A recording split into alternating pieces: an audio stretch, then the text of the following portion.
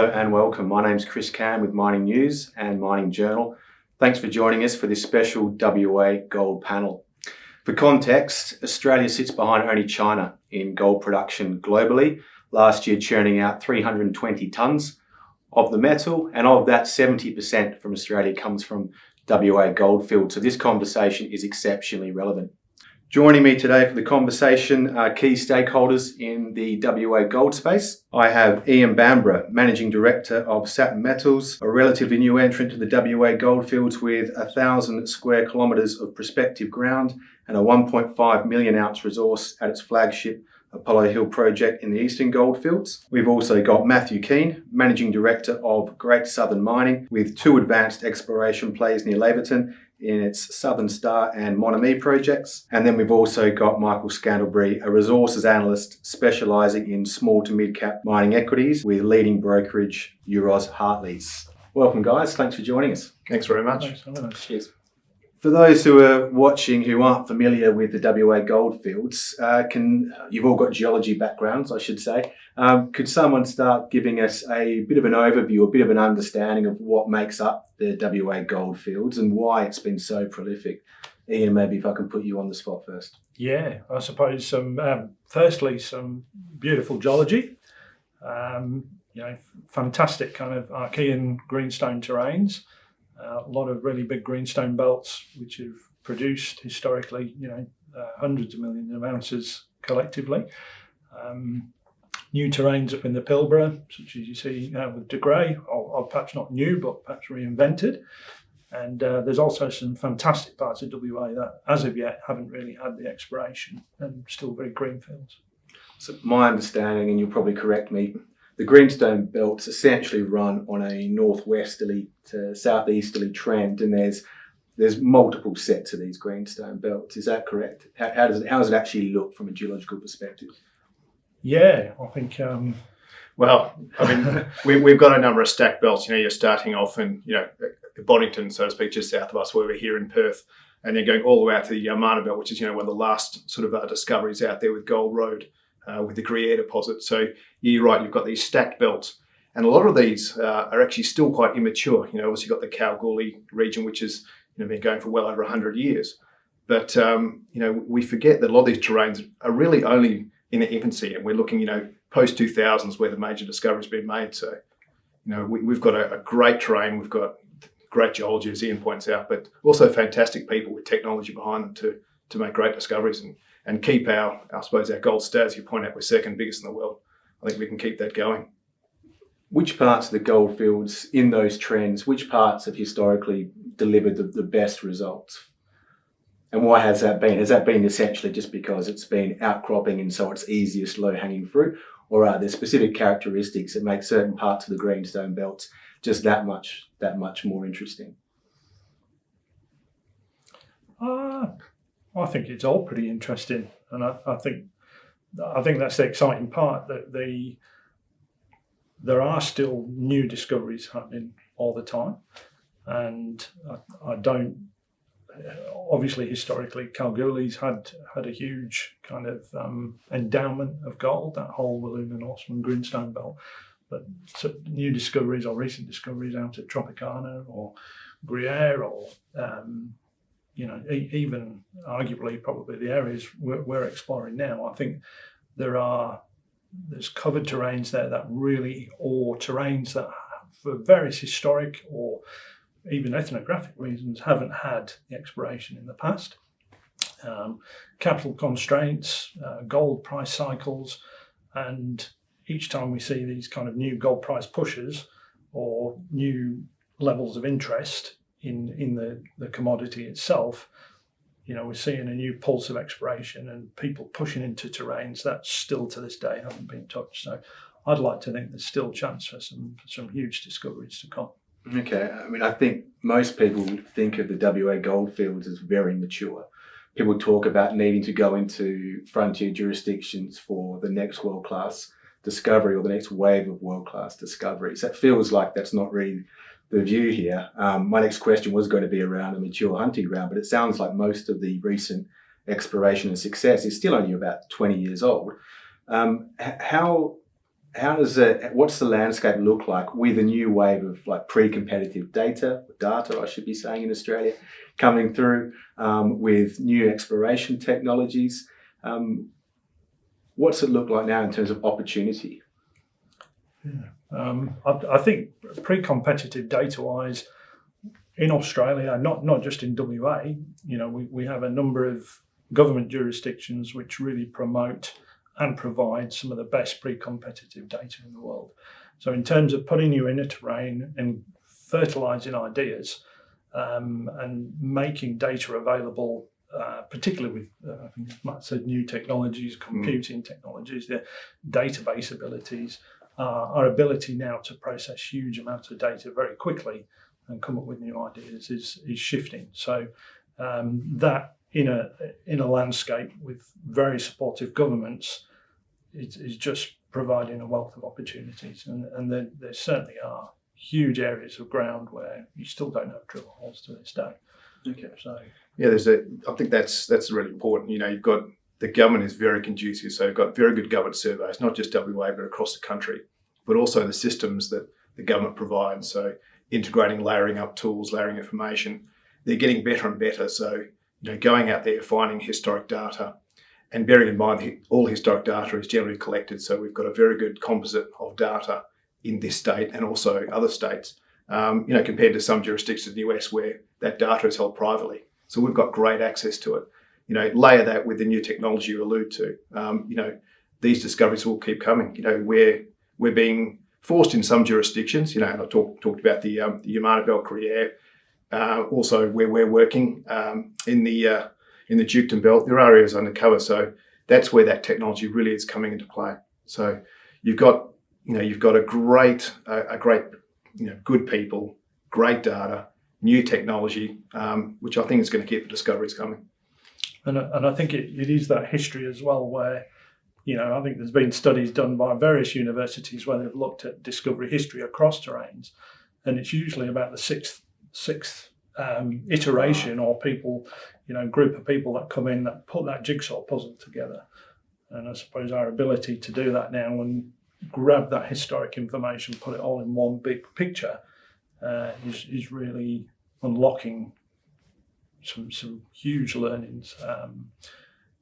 I think I've had the pleasure of working at a number of mines and having been back 3-4 times in my career over a period of 25 years, and I'm absolutely always blown away at what's been discovered since I left, and then I've come back, and it's because that jigsaw puzzle just keeps building.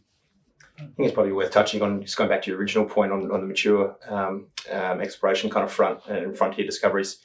Like the fact that you think that the mining has obviously been around in Australia for a long time and it's probably generated our economy from the base, but there's still many great discoveries. And Gruyere is a great example. You think that that's going to be the last big discovery in the Yamana Belt? I think that's highly unlikely. You just have to look at the other parallel greenstone belts to look at what's been done there over a number of decades, really. And that discovery was only made 15 years ago. And then you can point to other, outside the Yilgarn Craton, up to Hemi in the Pilbara.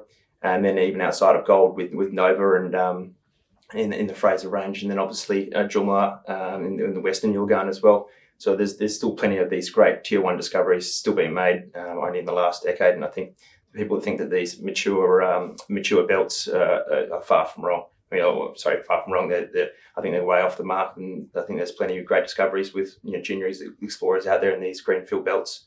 There's plenty more discoveries to be made with a lot of these data sets that are old and historical, but a fresh set of eyes on it really unveils a fresh look on these exploration fronts. I mean, Michael, you cover the sector broadly. You're looking at a lot of different companies. How widely do you see use of new technologies and maybe things like predictive targeting, but really advanced use of these data sets? Is it something that's only happening with a certain group of companies with certain budgets, or is it something that you're now actually seeing filter through the entire junior and then mid-tier ecosystem? Yeah, I mean, like a lot of the juniors obviously haven't got massive exploration budgets to go out and spend a whole lot on these data sets, but quite often it's actually quite cost effective to actually be running some data overlays, or whether it's even just using XRF results. They're relatively cheap for pathfinder elements for mineralisation that might be preemptive around for mineralisation. So we are seeing it. I mean, I think the mining industry is probably pretty slow on the uptake on implementing new technology. As it's got a risky kind of investment. But for exploration, we may as well throw anything at it.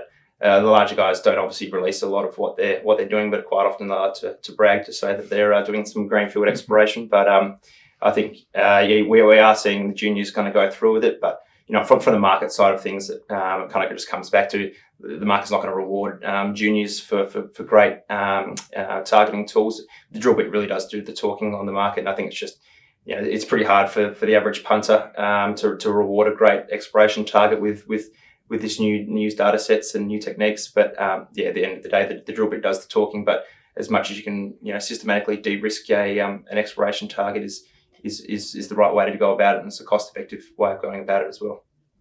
Man, Ian, just in terms of actually getting your hands on those data sets and putting them to use, what's it look like in terms of cost, and how do you factor it in? How's it changed over the years? Is it abundantly more helpful, or is it just that bit much more helpful these days when you're looking for an edge?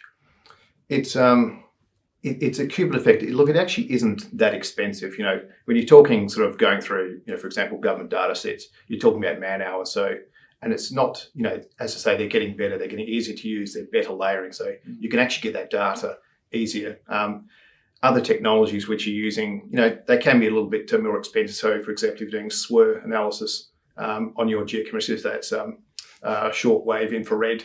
You can find that alteration system which harbours your gold in your system. You can then use that analysis to find more. That SWIR analysis may cost a little bit more, on each sample you submit. It's not just XRF, or it may be you're paying a bit more, but it vectors you in that much quicker. So time money factor comes into play. So you look, certainly it's not prohibitive. In fact, technology effectively is a cost saver in most circumstances, as long as you're using it effectively and using your man hours correctly. You're not on a geological fact finding mission as opposed to a commercial fact finding mission. You can have success. Yeah, well, there is no, ultimately, as Michael said, substitution for the drill bit. Okay. I don't think that's but what it does do is, when you actually use that drill bit, hopefully you're a heck of a lot more efficient about where you put the meters and I think, and the generation of ideas to test is a lot more rapid than it used to be. So it's more helpful to actually build up that geological model for your programming. Yeah. Mm-hmm. What about things like the communications software that's out there at the moment, and actually being able to alter your program in real time? Is that helpful? Does that realistically happen? We have people talking to us about these technologies, and the results come through and they get information back immediately, and then they change what they're doing and they save hundreds of thousands of dollars. I'd be interested to understand how it's actually working in the field, and if you guys are picking up some of these technologies and making use of them. I think the difficulty with gold in particular is that, again, there's probably no substitute for the assay. I think for some pathfinder elements, maybe your base metals and things, you can use various techniques to have a sort of on the go assessment. With gold, it is unfortunately where you find it, and it's usually not where you're expecting it either. So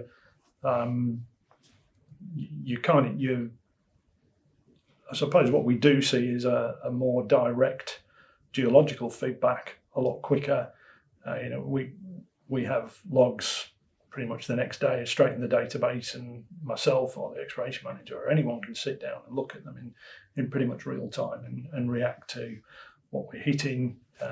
Even the fact that telecommunications nowadays, I think the biggest breakthrough for us has probably been the Starlink satellite, and the fact that at any point I can jump on a computer screen and live instant see what the geos are doing, either on the ground or on the screen, or what's coming out of the ground, and you can alter on the fly. Whereas I always remember years ago working at Wiluna mine site and pulling out some old reports from back in the 1800s when they were first mining Wiluna, and the report had been sent to England on a ship, And it had taken 3 months to get to England on the ship, and then the letter and instructions that had come back had taken another 3 months. Now, we don't have that anymore, thankfully. But at the same time, it is live. You are slightly But constrained. I wish somebody could come up with a technique for instant gold assay, then we'd be even Yeah, better. we're not there yet. Yeah, Unfortunately, we're not gold there. isn't visible, and you do have to assay for it, as Ian says. Matt, similar experiences for you at Great Southern? Yeah, it is. Look, the communication factor, so being able to, see things real live. So you've got, say, your field geologist out there logging, seeing, recording what he sees. That information coming back to the office, you're spinning it around in 3 dimensions in real time, saying, okay, well, rather than actually plotting up a physical diagram, a cross section with all pencil diagrams coloured in and trying to work out where you are in the geology, relaying that information, that logging back can actually speed things up. Okay, we may be in the wrong direction. Let's turn the rig around, make those decisions on the fly or within the day you're drilling. Okay, it sounds like what you guys are saying. It's a lot of optimism. I'm sure that's not surprising from people who are investing in the WA Goldfields, but. The next big wave of discoveries, are we looking at depth? Are we looking at frontier regions? And by frontier, I'd probably look at maybe some of the areas that Michael's already touched on, potentially up in the Pilbara. Like, where do we see the next big kind of 200,000 ounce per annum kind of mines coming online? Are they going to be near surface? Is that realistic? Or do we have to look in different places, and do we have to look deeper? Michael, maybe I can get you to start on that one.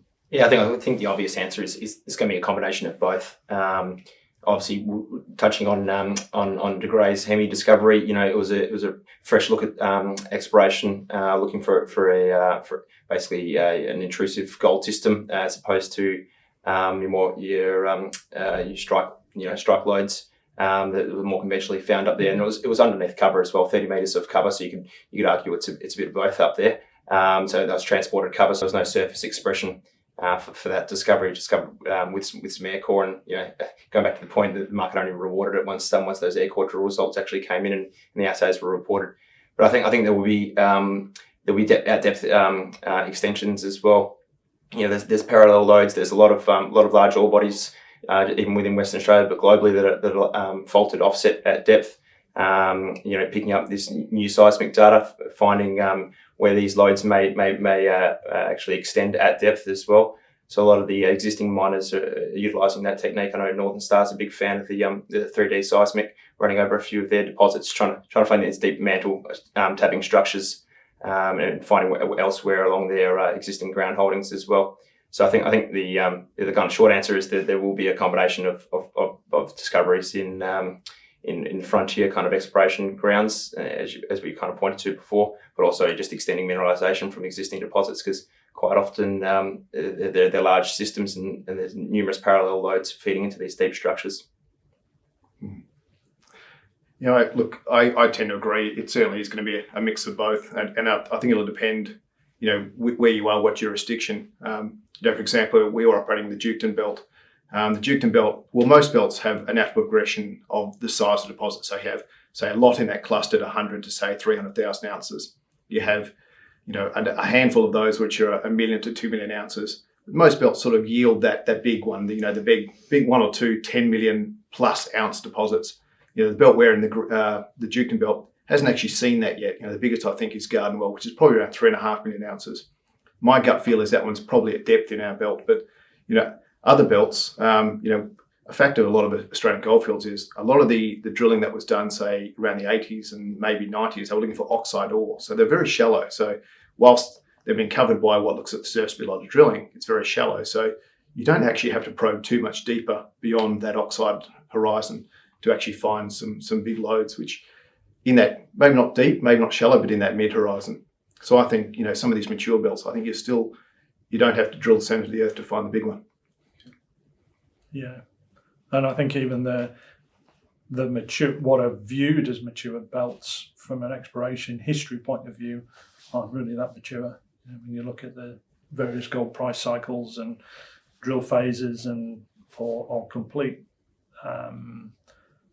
we have huge amounts of terrain that just haven't seen a drill hole with some beautiful targets on, and it's covered.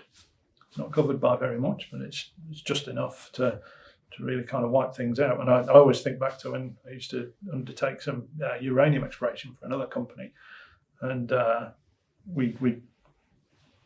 uranium, gold, it doesn't really matter. You use similar techniques, but perhaps for the radiation, it would only take 30 centimetres of dirt across the top of the ground, and you'd have absolutely no clue what was underneath.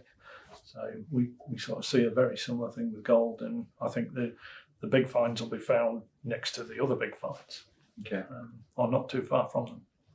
So Northern Star, as Michael points out, doing a lot of seismic work. Why are they the only ones, or are they the only ones doing this kind of work? Is it just based on the fact that they are particularly strong in underground mining, and so they see the opportunity, or are there other groups who are using these technologies to look deeper? The really what they're using that seismic for, the shallow seismic, is to find those, amongst the big mantle tapping structures, or those big conduits which are carrying the fluids up. There are other methods to find those. Seismic can be a little bit cost inhibitive, but the price is coming back. There seems to be a few groups who favour it, and some have had success, some I'd say haven't. But metallotellurics, a word I have real trouble saying, but MT, let's go with that. We use that in our belt, and that we can see those deep structures in our belt. And if we line those up with the historic discoveries, there's a beautiful correlation. So there are other cheaper methods that you can use out there.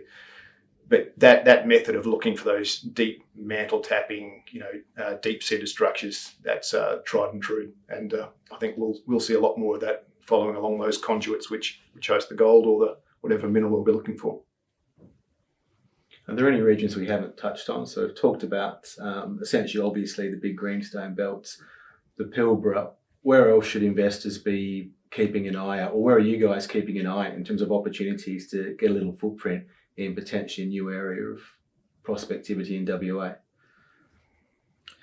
I've got to say immediately around where we already are. Right. So I'm paid to say that though. So, of course. Yeah. Look, I think there's huge terrains. I think, not that I'm here to give other companies a plug, but I think a group that are doing some great work at the moment, Dreadnought Resources. They've certainly picked up some fantastic ground, which up until a couple of years ago had never even been freed up for exploration, or very, very limited exploration. So I think the ideas are always evolving. I think there's a fair few brownfields discoveries that are, kind of been held by companies that have been underfunded for the last couple of decades. Pantora is an example with the Norseman Belt, who recently are going through securing 100% of that after the merger with Tulla. There's a whole basically salt lake down there that's barely seen a drill hole in the last 15 years since Western Mining Corporation days. So there's numerous. That's just one example. So I think there's chances for multi-million ounce discoveries on ground like that. Even Emerald, who's picked up the Dingo Range out in the Eastern Goldfields as well. It's another example of an underfunded or previous owner, Bullseye Mining, which they now own 60% of. It's just that it's a belt that probably easily has multi-million ounce potential. That's just in a lack of drilling. And you can point to a number of greenstone belts that have just been underfunded and locked up by juniors in the past, or even foreign entities in some examples as well. Or private ownership, which is seeing a lot more of that being released. Some of these older prospectors are now sort of letting go of ground. We're actually not too far from where Bullseye are, but just on the other side of Laverton there. We're in the East Laverton jurisdiction, and it's amazing. Laverton's a well-known gold district, for West Australians, but we're just east of that and relatively underexplored. In fact, there's other private guys who are looking to list and other juniors in that area on relatively untouched ground. But that's where we are. But you don't have to go that far. If you look at some of the biggest discoveries, which is the last couple of years, Julimar and De Grey, which Michael pointed out, they're frontiers, but they're not a long way from major centres. You're just out of Port Hedland, you're just north of Perth. So when we're talking about frontiers and the like, we're not talking sort of going to the centre of Australia. Sometimes that could be right underneath our nose. I think the biggest thing for me, I always think, is that as geologists, we're taught to look at existing deposits and categorise them and put models around them, and this is how they were found, and these are the ingredients. So we've got to go out and look for things that look like this. and that's quite limited. You know, we tend to take the opposite view. Every major ore deposit I've ever seen is completely different, and to some respect is a complete freak or has very different ingredients. So there are terrains out there that just haven't been looked at because people have been quite fixed on models. And I think the discoveries will come from the people that throw those models out and get out somewhere where nobody's been before. Yeah, I concur. I'm glad Michael brought up the funding aspect, because I think it ties in with some of the points that you've already made. And I'm interested to understand how the markets are actually viewing gold exploration at the moment, given that we're probably going to be needing, if we're looking at frontier areas to a degree, if we're looking undercover and some of the technologies that we need to see to just, even if it's just light cover, to get through that for those next wave of large discoveries. How are the markets viewing gold exploration at the moment, and specifically Western Australian explorers? And Michael, maybe given you've got an overall kind of view across the sector, we could start with you. Yeah, sure. It might just be worth touching on what the funding's been like in the last year, 2022. It was a relatively hard year for funding the gold sector. I wouldn't say it was the worst by any stretch, but given the gold price, you just expect it to be a bit better. So you got to wonder why. Raising interest rates, it obviously just raises the opportunity cost of investing in general. So it's just harder to gain funding as a first thing. But also just the gold sector in general, gold equities didn't perform as strong as what I would have hoped for, at least being a gold bug myself. They actually underperformed, the gold price, given that we're trading near all-time high Aussie gold. And then just the number of the equities, why did they underperform as well? Because your raising costs basically didn't catch up. So rising cost of inflation of actual operating costs, squeezed margins, and that meant a lot of these producers didn't generate as much cash as what we're probably hoping for, as a lot of other analysts were covering these stocks. So that led to the equities to underperforming, and that flows all the way down to developers and explorers as well. So, you got all these investors losing money in their existing gold holdings. They're less likely then to filter down as kind of a waterfall effect into the other sectors. And then probably worth touching on developers as well. There was a number of cost blowouts and capital raises that were required to funding out these projects. So again, and when you go out and raise capital, you're issuing new stock, and it's a lot harder for these equities to perform when you're issuing new shares. So a lot of these kind of underperforming equities mean it's harder for these for the explorers, developers, and producers to kind of raise money in the markets. But I think 2023 is off to a pretty bloody good start with the gold price ripping to basically all-time highs in Australian dollar terms. So and inflation looks like it's somewhat it's calming down. So hopefully we can get cost inflation in the mining sector under control, and equities can outperform, and then that should enable then the money to start flowing back into the sector and all the way down to greenfield exploration, which I think Western Australia's bloody good at and puts it to good use. So hopefully we can see money start to flow back into the sector. Matt, Ian, when you're out there actually speaking to investors and asking for money, what kind of reception are you getting at the moment, and how's it been changing? I did too. I'm relatively new into my role, so I joined October last year. When I hopped in the seat, I got on a plane, went over east. The mines are in the west, the money's in the east. And look, I'll say it was very hard to even organise meetings in October, November last year. I went again in late January this year, and it was a completely different scene. Very welcoming, and we raised subsequently on the back of that, but a very different market. So I think that's going to be a theme through this year. I think we're going to see improving gold price, but I think it'll still be volatility. So they talk about equity windows. Michael knows these very well. So I think it's with a volatile, you're going to have very short equity windows. So, for us, you've really got to pick those times where you're feeding good news or good results into a conducive market in those short windows. If you need to raise equity, timing is going to be everything. You've got to stay in the game, and you've got to keep those results coming. So when those windows open up, you're there if you need to be. Yeah, I think you've got some, massively undervalued gold stocks at the moment. So the opportunity for investors, I'm hoping it's the perfect storm. You have this buying opportunity where arguably everyone, because of these cost push pressures, you've seen that kind of deflation in the gold stock price, the underperformance of the sector. But we're still talking about companies that are making really substantial margins and still have been investing heavily in the mines and the deposits and exploration and growing, and those assets have got better and better, and the share prices have been moving backwards. So perfect opportunity. And I think if you'd asked us that question last week, I think gold was very much on the nose. The fundamentals for gold were fantastic, but the gold price hasn't been reacting.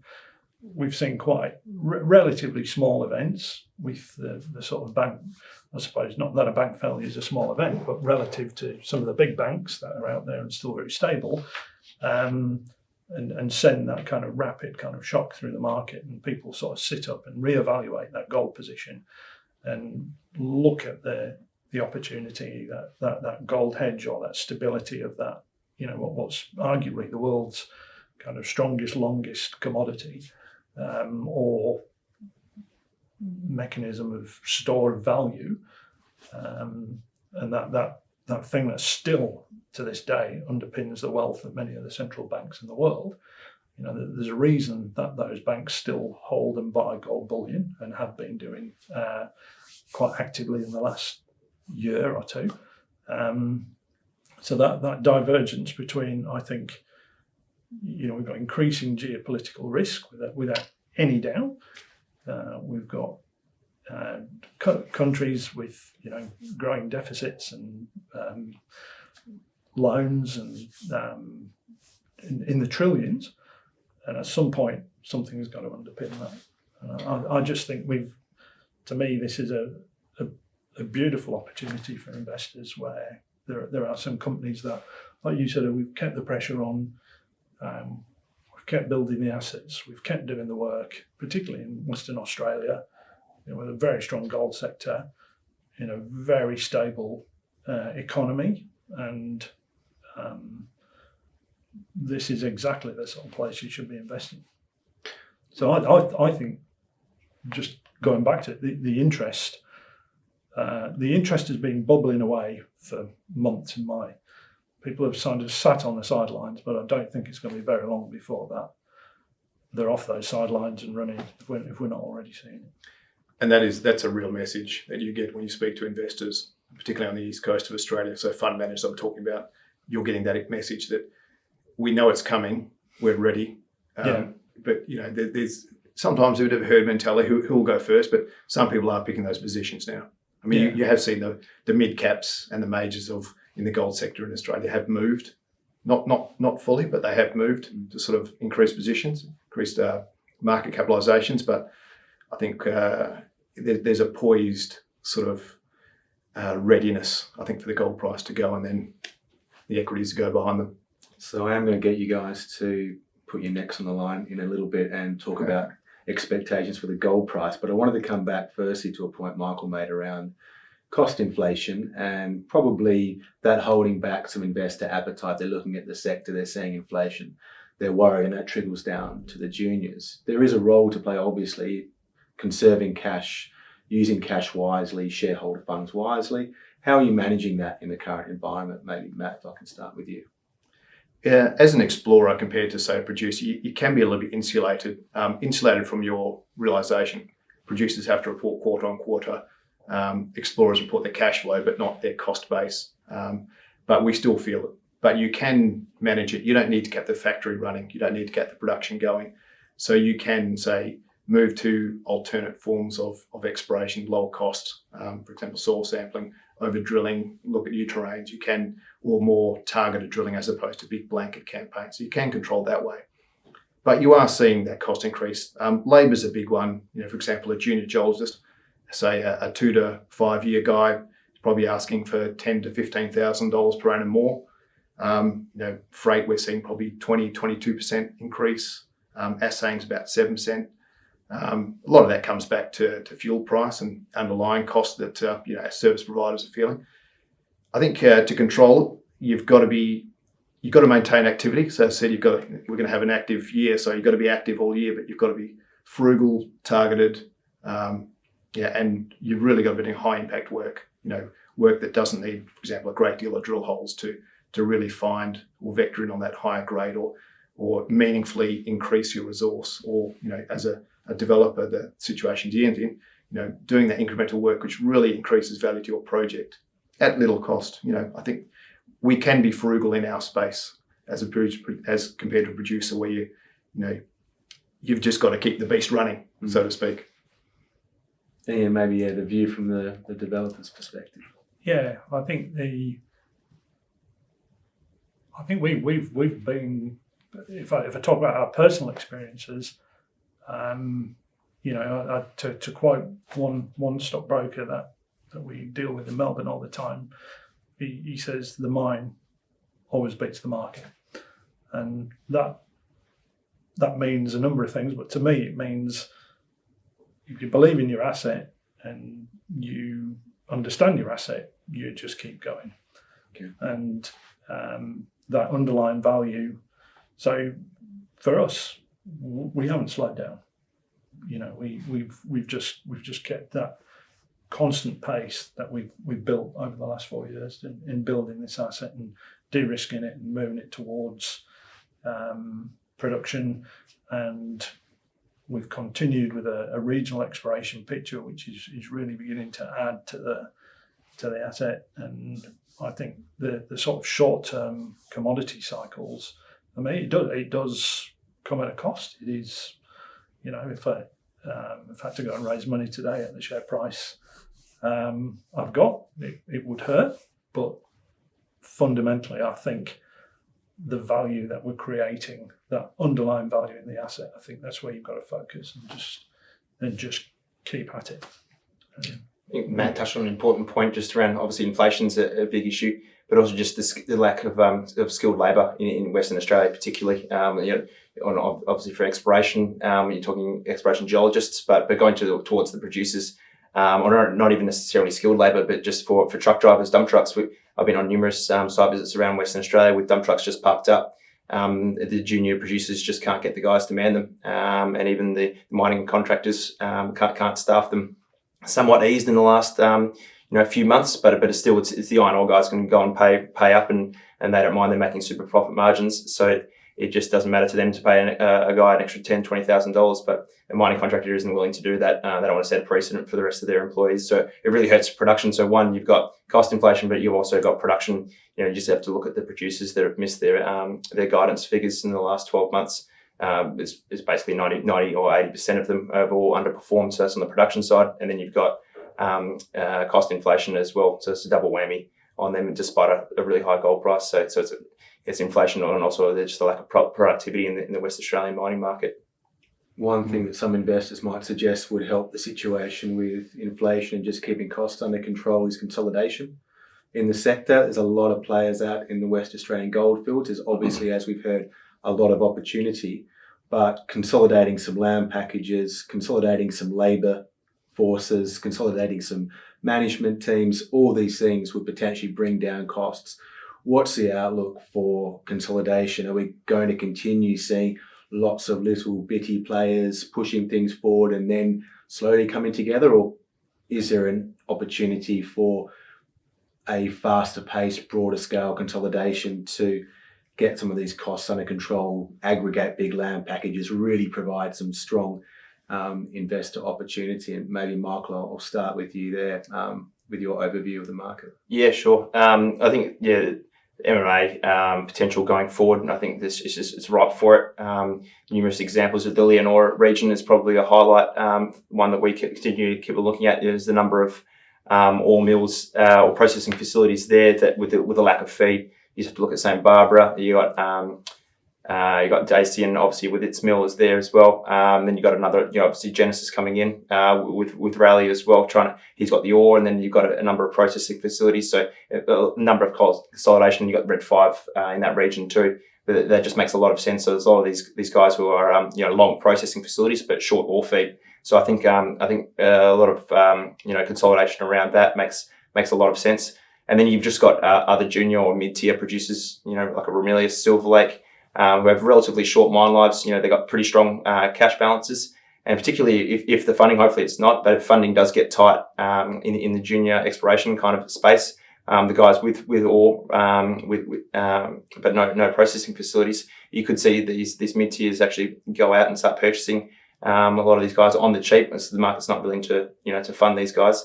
It actually, it opens the door for a lot of these mid-tier producers to come in and swoop in and pick up these guys if the market's not willing to pay up for them.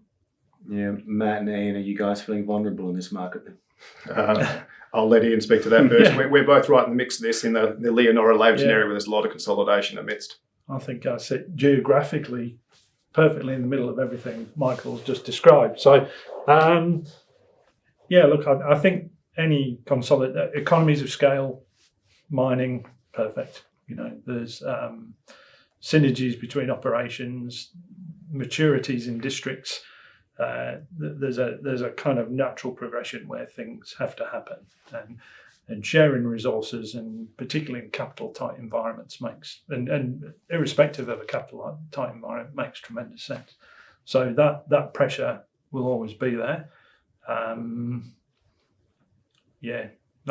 not feeling bulletproof, but I'm not feeling vulnerable either. I suppose we're very much on our own discovery track, and Apollo Hill itself kind of is a very different ore body in the way that we're going to attack it and process it with heat leach. So we don't necessarily have the same kind of mill-driven constraints, but I think that we should always be looking at strategic value options for investors, and the best way to maximise that development path or accelerate that development path. So, I think it'll naturally continue. I think for me, interestingly, it was great to see, I suppose, Newmont having a bit of a push at Newcrest recently, and there's a company that has some huge operating centres in Australia already, and it was great to see Newmont think again of Australia as an even bigger operating centre for them. And that's arguably the world's biggest and best gold company, with some beautiful mines, one in the Northern Territory, one at Boddington, and then looking for other opportunities in Australia as well to really sort of consolidate that package. That kind of shows the Australian landscape. And I think some of the US conferences we've seen recently, cost pressures in other parts of the world have been perhaps, and I think probably even maybe Argonaut may have published some great research recently, or Canaccord did, where they were looking at those cost comparisons between North America and Australia. And Australia is a great place to be. So I also see opportunities for consolidation from outside Australia, and people looking at this country once again, and particularly Western Australia, as you said, with its huge gold production and some really long-term performing mines, assets, terrains that keep producing, keep finding new things. So I think we will see more of it naturally. Yeah, I absolutely agree. But coming back to sort of more sort of locally as well, we saw in the first half of the last decade, the likes of Northern Stars and Evolutions, they did some great M&A. A lot of these assets that have been picked up by the mid-cap space, gold space, have been worked very hard now, and these assets are looking a little bit tired. So I think there's also that need to look for the ounces outside their own boundaries on tenure next door. Where we share a belt with Regis. Regis have gone from big open pits to sort of underground and satellite pits, so it's harder to find that ore for their mills, and I think that's a common theme. So I think you are going to see consolidation amongst the juniors peripheral to those major centres, as well as those mid-caps and majors, finding their ounces from their neighbours. So I think that's going to be quite a big theme going forward. In the space as it is at the moment, being quite congested, how do you stay relevant in that market? How do you keep investors interested, making sure they're aware of the fact that you are moving things forward? And maybe I'll start with Ian and Matt and what you're actually doing, and then Michael, you can provide some tips potentially in terms of I'd taking advice from them, I think. Ian? Yeah, I suppose for us, there's an asset there with the Poly Hill, 1.5 million ounces. We keep pushing the boundaries on it. We're looking at ways at the moment to, I suppose, accelerate our development picture with what we're calling a pilot plant operation and bulk sample pit. And when I say bulk sample, the pit itself is actually 200 or 300 meters long. But to some respect, it's 1/100th of the opportunity that is actually there in front of us with the resource. So I think that's something which is manageable, and I very much see for us we need the production story, we need the big development opportunity. There's the regional story, but then beyond that, the sizzle, if you want, is that drill bit exploration discovery, be it what we've seen it with Gruyere. They did it beautifully. Found Gruyere. I think initially it got up to about 2 million ounces, but then they went and found another 4 million ounces around it. So we're trying to follow that model and keep pressures on every part of our value cycle. And I speak to investors who want me mining tomorrow. I speak to investors that don't want me mining at all. They want me exploring, and I've got to keep all those people happy. But in reality, it's the balance and the growth pathway and the strategy that links all those things together that I think is allows you to keep that relevance in front of people. Yeah, I think that's relevance is a big point. We are in a competitive space. I think there's 360 ASX listed resource juniors at the moment. It's quite a large number, and they've increased. We've had a lot of spin outs and IPOs in the last couple of years. You've got to stay relevant, but it comes down to we're an explorer. It's the drill bit. You've got to stick to your knee, do the good science, make a discovery. Even in hard times, you look back to Nova Bollinger. That was in a very difficult time in the market. That was obviously a nickel copper discovery, but in a hard time, that share price rocketed, propelled, got stardom. Discovery is the key for us. You've got to keep the drill bit turning. One thing I try and do is trying to educate, not educate, but try and sort of make investors aware that we're not in a stranded, isolated belt. So we don't necessarily need to find 1 million ounces to get that big market cap accretion, because we've got so many hungry mills around us. 500,000 ounces may have the same value as 1 million ounces in a stranded belt elsewhere. You've got to keep the messaging going. You've got to keep relevant, but most of all, you just got to stick to your knitting and do the drilling and try and find that multi-million ounce big discovery you're looking for. Michael, what are you seeing that actually works out there with investors? Yeah, I think you got to just go back to basics. Especially for junior explorers that Matt was kind of touching on. Systematic exploration, building up a good pipeline of targets. If you've got a greenfield exploration, and then at the end of the day, it is the drill bit that does the talking, as we've all kind of said. That was truly going to get rewarded in the market. But just communication with the market and shareholders, letting them know what the kind of pipeline of news flow will be. I think that always helps. Everyone's got an attention span. It's becoming shorter and shorter this day and age. Everyone wants to see what the news flow is going to be like in the coming quarter and what they can actually look forward to.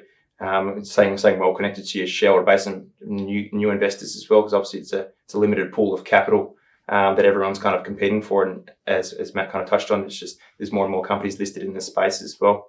So just appealing to that kind of target audience and communicating well with your kind of systematic exploration kind of techniques is what the market's probably looking for, and everyone's chasing the big one. And like Matt pointed out with the Nova discovery, and you can probably even talk to Hemi, discovered right during the COVID pandemic. They still get rewarded in the market. Large greenfields targets, they often get what we call blue sky premiums in the market when they are getting drilled out. They're exciting multi-million ounce discoveries. The market's, no matter how tough it is or where you are in the cycle, they're willing to fund it, and capital eventually finds its way to economic projects, I'd say, without doubt.